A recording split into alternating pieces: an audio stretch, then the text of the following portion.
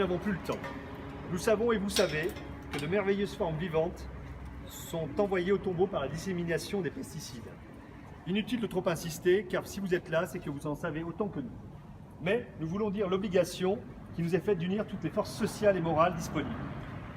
Nous prônons un sursaut. N'ayons pas peur des mots, nous souhaitons un sursaut historique qui montrera enfin à qui gouverne que cela ne peut plus durer. Ce qui est en jeu est sacré et ne saura être négocié avec qui que ce soit. Nous sommes et nous serons chaque jour un peu plus le peuple, celui qui dans un pays démocratique fait la loi. Tant de désillusions parsèment le chemin de la liberté. Sincèrement, nous n'avons plus l'espoir que la solution puisse surgir de la politique classique. Toutes les tendances ont accepté ou défendu l'invasion du monde par les pesticides. Nous en sommes encore à discuter de l'interdiction du glyphosate, alors qu'une toute nouvelle étude montre que ce poison de Monsanto s'attaque aussi, comme les néonicotinoïdes, c'est un bon test, interdits depuis le 1er septembre aux abeilles. La vérité qu'il ignore encore, l'industrie des pesticides se renforce d'année en année malgré les preuves du crime et trouve assez d'appui dans l'administration de l'État français, je rajouterai aussi dans les collectivités territoriales, pour aider ou commercialiser 3 molécules quand une seule est interdite.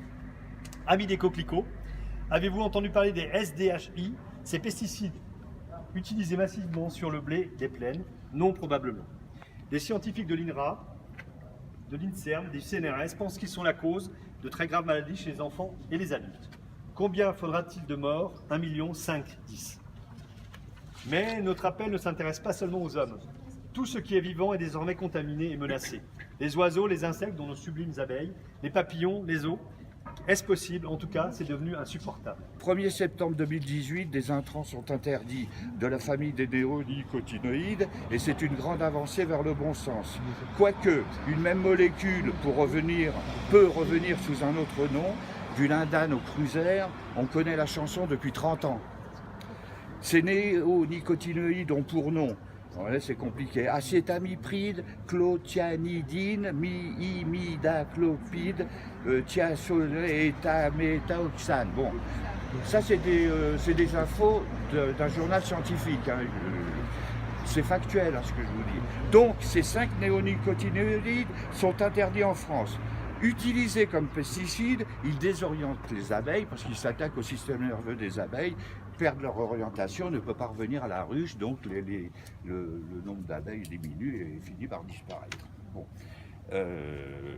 Ils auraient, alors ça c'est intéressant, ils auraient aussi un effet contraceptif chez les faux bourdons, ce qui expliquerait peut-être la diminution des essaims. Ça c'est moi qui le dis, la diminution des essaims, c'est une hypothèse. Des dérogations sont toutefois prévues jusqu'au 1er juillet 2020. Savez-vous que la présence des abeilles dans un champ de colza augmente de 30% le rendement? Un ami apiculteur amateur et très savant sur la vie des abeilles a perdu tout son rucher, soit une dizaine de ruches. Merci aux céréales killers instrumentalisés par une politique agricole mortifère. Céréaliers, savez-vous que 10 ruches en pleine floraison du colza ou autres représentent 800 000 abeilles, 80 000 par 10, en pleine saison, qui butinent sur un rayon de 2 km environ, ce qui correspond à des milliards de voyages, de quoi polliniser. Pour faire 1 kilo de miel, la distance à parcourir par les abeilles est de 45 000 km, soit le tour de la planète, de notre Terre.